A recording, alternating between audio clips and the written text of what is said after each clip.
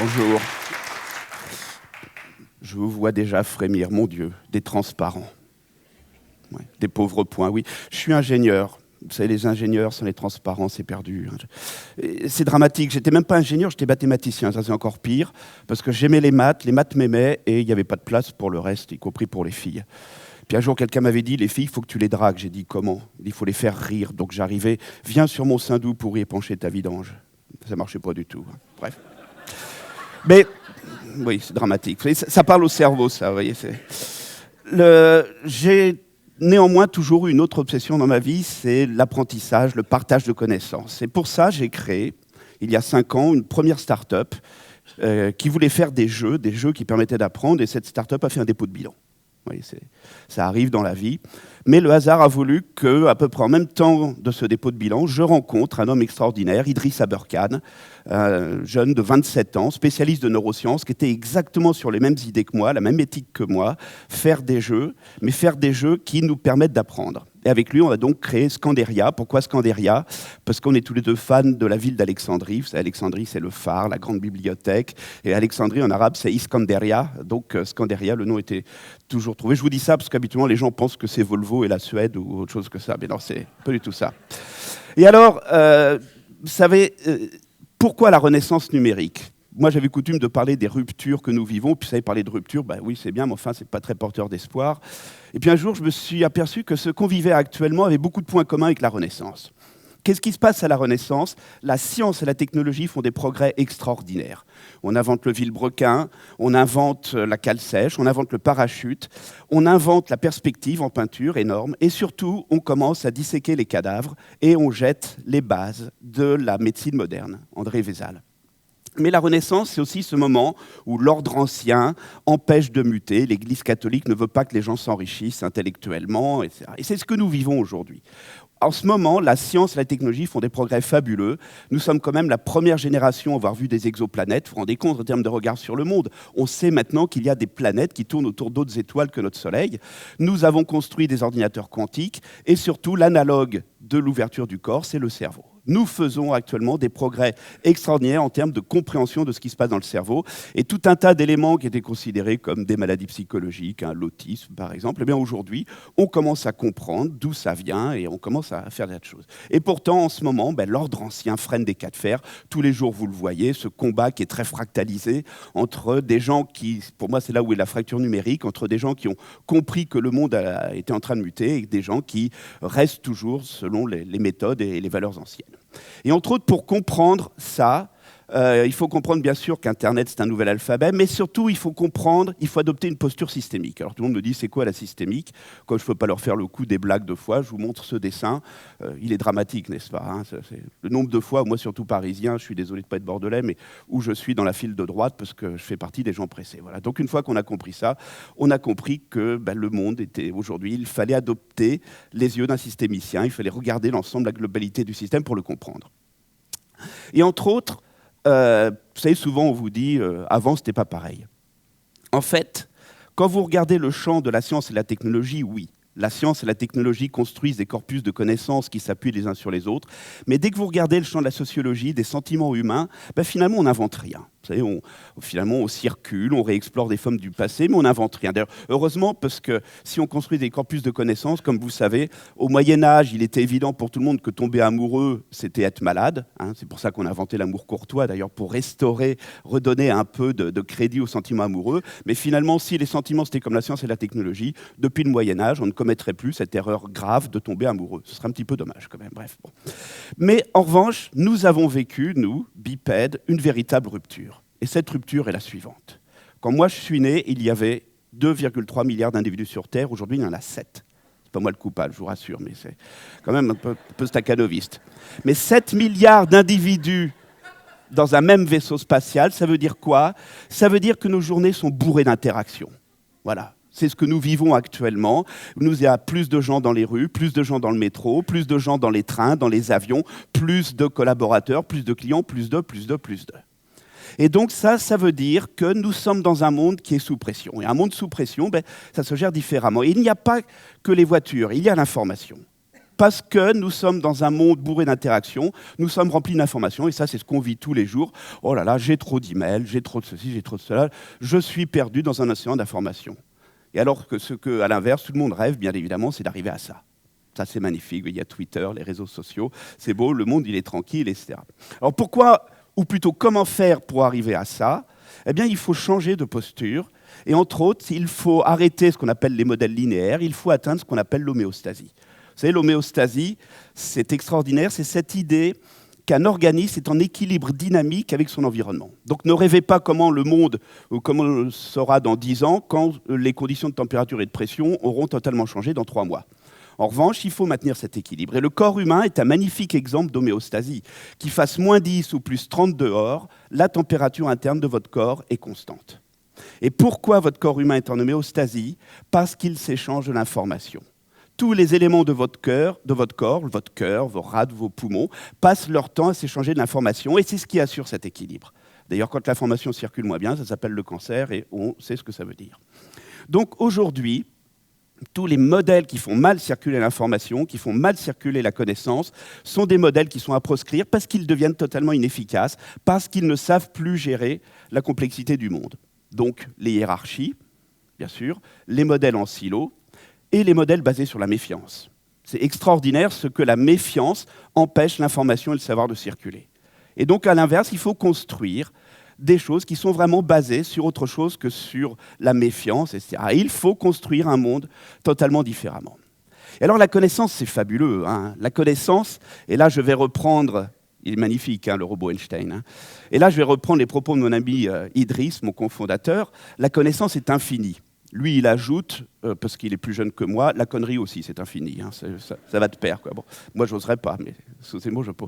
Et surtout, la connaissance, vous savez que la connaissance double tous les 9 ans. Et quand vous regardez les universités chinoises, c'est tous les 5 ans que les universités chinoises ont produit 2 fois plus de papier que 5 ans auparavant. Et la connaissance, elle est collégiale. Regardez Wikipédia, un magnifique exemple d'intelligence collective, Wikipédia. Donc, on arrive à créer de la connaissance en commun. D'ailleurs, il y a 2 équations. Donc, vous voyez, le mathématicien en moi ressort de temps en temps. La première équation, c'est que quand on se met ensemble, quand on crée quelque chose ensemble, eh bien, la connaissance qu'on génère est supérieure à la somme des connaissances de chacune des 2 parties. La connaissance, finalement, ne font plus que s'équilibrer. Tu connais quelque chose, je connais quelque chose, et d'un seul coup, on découvre une 3e chose. Et puis, surtout, cette équation que j'adore, la connaissance, c'est l'attention que multiplie le temps. Donc, si vous voulez vraiment acquérir la connaissance, il faut y mettre de l'attention. Et vous savez, la base de l'attention, je vais dire un mot quand même assez surprenant, c'est l'amour.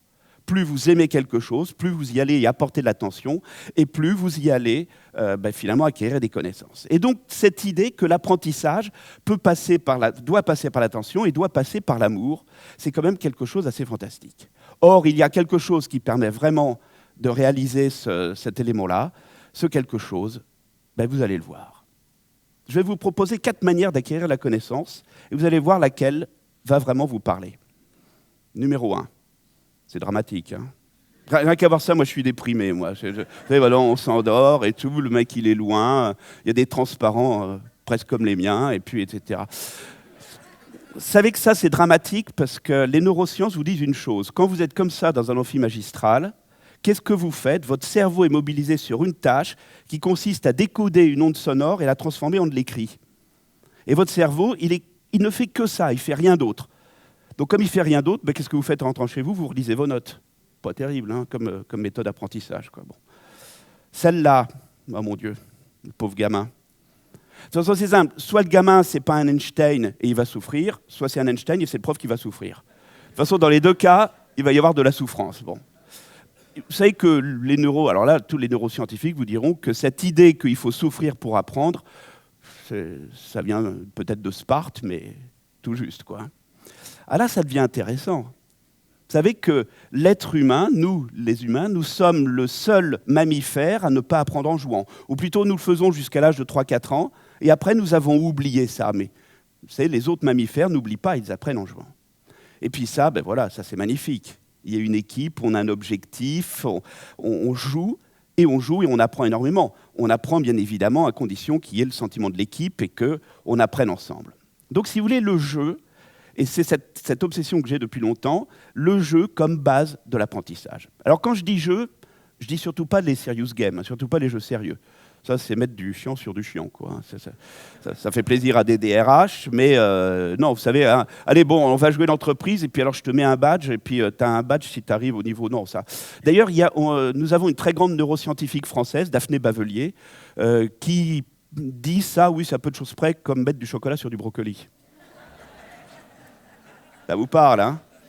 Alors là, il y a votre cerveau, paf. Ben oui, parce que le chocolat, c'est très nutritif, mais le brocoli aussi, c'est très nutritif. Mais vous voyez que la somme des deux nutritions, ça ne donne pas quelque chose de terrible. Hein. Vous voyez, ben c'est ça, hein, pourtant. Vous allez dans vos cours, puis vous avez un cours nourrissant, puis un autre cours nourrissant, et puis finalement, à la fin, vous avez une indigestion. Non, non, c'est des vrais jeux. Erich Marx, un homme très intéressant, Erich Marx. C'était un colonel allemand, un général allemand qui dirigeait tout le front atlantique. Et un jour, le 6 juin 1944, Erich Marx décide de jouer un Kriegspiel, et il décide de jouer les Alliés. Histoire vraie. Le soir, il envoie un email à Hitler, ou l'équivalent de l'email de l'époque, en lui disant... ça existait. En disant, ça c'est véridique, j'ai tout compris, ils vont débarquer en Normandie. Ils vont débarquer à marée basse et ils vont débarquer en pleine lune. Rien qu'en jouant les Alliés, Erich Marx avait fait tout le plan de débarquement. Et la chance qu'on a eue, c'est qu'Hitler était environné d'énarques bontins ou équivalents, qui l'ont dit non, c'est un petit joueur, non, c'est nous les stratèges, jamais les Alliés ne commettront de telles stupidités. Donc vous voyez, en jouant, on peut finalement trouver des choses absolument fabuleuses. World of Warcraft, alors moi qui enseigne dans une école, je suis ravi quand je rencontre un hardcore gamer. Ça fait des chefs de projet extraordinaires. Pourquoi ? Parce que quand vous êtes dans World of Warcraft, que vous commettez une erreur, et que toute votre équipe est zigouillée, il y a deux bonnes nouvelles, c'est que vous êtes quand même physiquement intact, et la deuxième nouvelle, c'est que les autres, ils vous tombent dessus, ils vous engueulent. Donc quelque part, on se bouge, quoi. Est-ce que vous savez que l'humanité a joué 7 millions d'années à World of Warcraft ? La somme cumulée de tous les joueurs, c'est 7 millions d'années. Vous vous rendez compte de la puissance qu'il y a derrière ça ?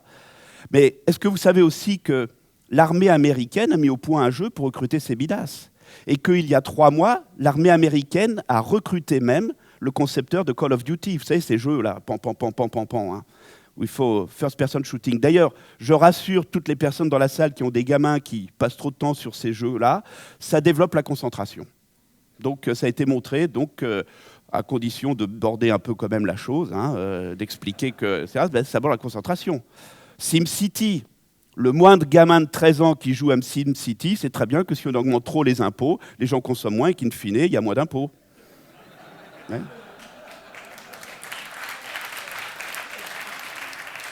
On aurait élu un gamin de 3 ans, etc. Mais ce qui est intéressant, c'est que les libéraux au sens anglo-saxon, c'est-à-dire ceux qui font confiance à leurs équipes, réussissent mieux que ceux qui sont dans un mode dirigiste. Ça, c'est extraordinaire. Hein, ça, une belle preuve, quoi. Et puis, ouais, ça, c'est pas terrible, ça s'appelle une célioscopie, des instruments.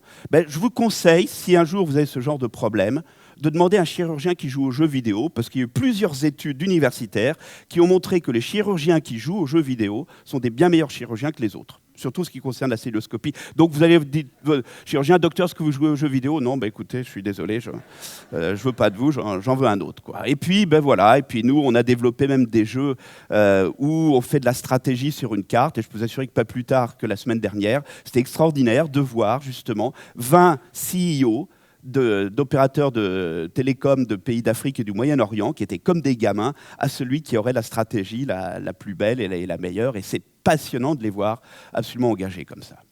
Je terminerai presque sur une des plus belles histoires de ce monde numérique que nous connaissons.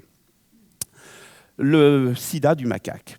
Le macaque a un sida, il est très important de comprendre comment ce sida fonctionne pour comprendre le sida de l'être humain. Et il se trouve qu'il y a une enzyme qui est très importante, et comme souvent en biologie, les scientifiques avaient la formule à 2 dimensions de l'enzyme, mais la formule à 2 dimensions ne sert à rien, parce que pour traiter la maladie, ce qu'il faut, c'est la formule à 3 dimensions. Et passer d'une formule à plat à une formule à 3 dimensions, c'est très très compliqué. Et pendant 15 ans, les plus grands biologistes du monde entier se sont cassés les dents sur la découverte de cette enzyme. Pendant 15 ans, jusqu'en 2011, où d'un seul coup, l'université de Washington à Seattle a une idée, et si on en faisait un jeu? Pas un jeu pour les scientifiques, un jeu pour des joueurs. Et donc les joueurs avaient une interface où il fallait replier des molécules, c'était des équipes de 20 joueurs, et il y avait une fonction énergétique qui était calculée par les scientifiques, et bien évidemment le but du jeu c'était d'avoir la fonction énergétique la plus élevée qui donnait la formule de l'enzyme. Ça s'appelle Foldit pour repliement. La formule était trouvée en 10 jours.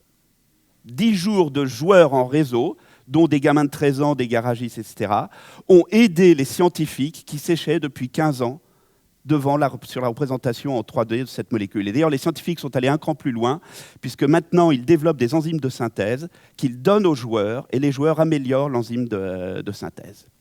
Donc voilà, ce qui est intéressant, c'est que quand j'analyse les élèves face à leurs enseignants, mais aussi les citoyens face aux politiques, ou les clients face aux entreprises, ou les salariés face aux managers, je retrouve toujours cette même constante, du fun, de l'engagement et du partage.